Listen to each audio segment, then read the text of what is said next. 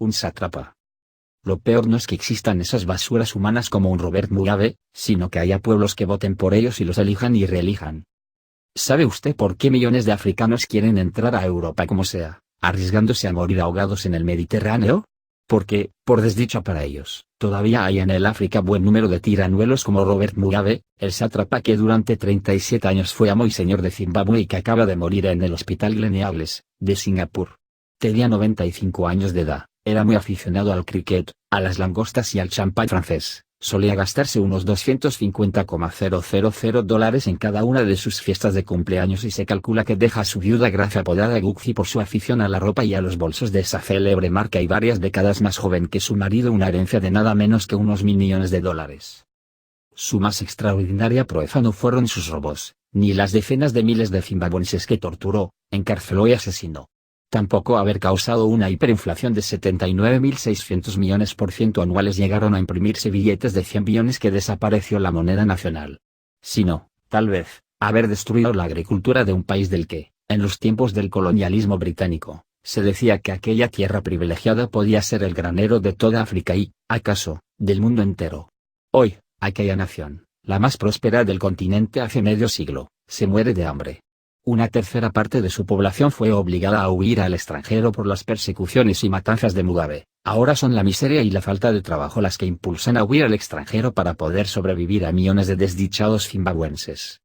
África fue la cuna del acaso mejor estadista que conoció la humanidad en el último siglo. Me refiero al sudafricano Nelson Mandela, gracias al cual su país es uno de los que escapa a la crisis que asola a tantos otros, pero, luego de la desaparición del sistema colonial, al igual que América Latina, en vez de establecer la democracia y desarrollar sus abundantes recursos, ese continente se repletó de dictadofuelos codiciosos y venales, además de asesinos, las excepciones cabían en una mano, que siguieron empobreciendo a sus países al extremo de generar un éxodo gigantesco que resulta, hoy, un problema para el mundo entero.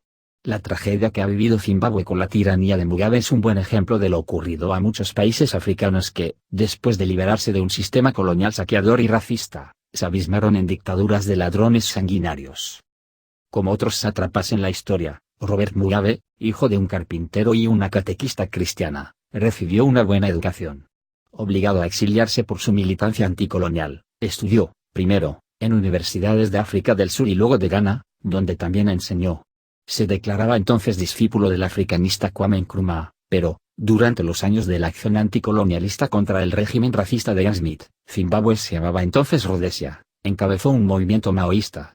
Pasó cerca de 10 años en la cárcel y salió de ella convertido en el político inescrupuloso, intrigante y astuto que fue marginando, y a veces liquidando, a sus antiguos compañeros de la lucha anticolonial, como Joshua Nkomo, quien terminó alzándose contra él. La represión que llevó a cabo Mugabe fue terrible, además de los alzados. Se extendió a las comunidades de zonas indelebles, a las que prácticamente exterminó. Entre 20 y 30.000 miembros de estas comunidades perecieron en aquella espantosa sangría.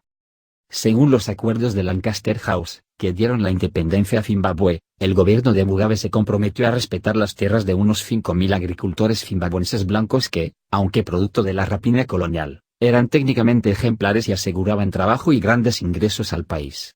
Pero aquellos fueron expropiados durante la pintoresca reforma agraria que Mugabe emprendió en el año 2000 y que consistió en repartir aquellas prósperas empresas entre sus compinches y válidos.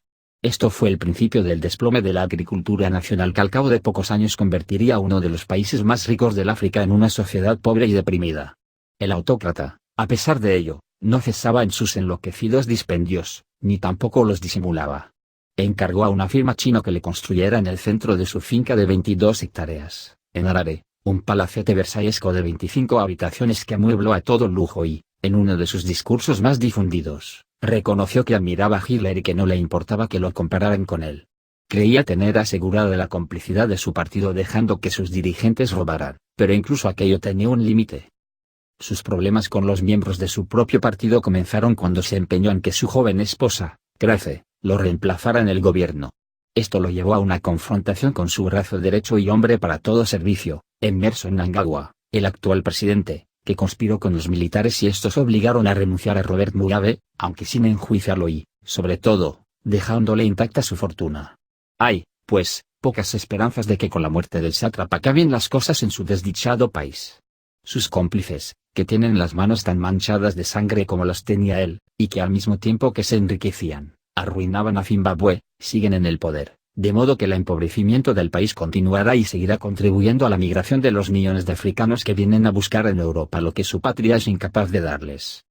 Quizás lo más absurdo de esta muerte haya sido que quien lo sacó del poder por la fuerza, nada menos que el propio Emmerson Mnangagwa, haya hecho el anuncio de su muerte con la mayor de las tristezas. Era un icono de la liberación, proclamó, un panafricanista que dedicó su vida a la emancipación y empoderamiento de su gente. Su contribución a la historia de nuestra nación y el continente nunca será olvidada. Y poco después anunció que su gobierno ha decidido nombrar a Robert Mugabe héroe nacional. La historia del África es tan triste como lo ha sido y lo sigue siendo en buena parte la de América Latina. Nunca aprendimos que la democracia no solo consiste en que haya independencia de poderes y diversidad política, sino en tener políticos honrados, que respeten las leyes y que no se aprovechen del poder para enriquecerse y liquidar al adversario. Los Mandelas que llegamos a tener hubo varios, aunque ninguno tuviera la repercusión mundial que tuvo el sudafricano, fueron aves de paso y no llegaron a crear escuela. Lo peor no es que existan esas basuras humanas como un Robert Mugabe, sino que haya pueblos que voten por ellos y los elijan y reelijan y, como ha hecho Mnangagwa con aquel, los conviertan en héroes nacionales. Con muy pocas excepciones, ni africanos ni latinoamericanos tenemos remedio, por lo visto. Madrid, septiembre de 2019.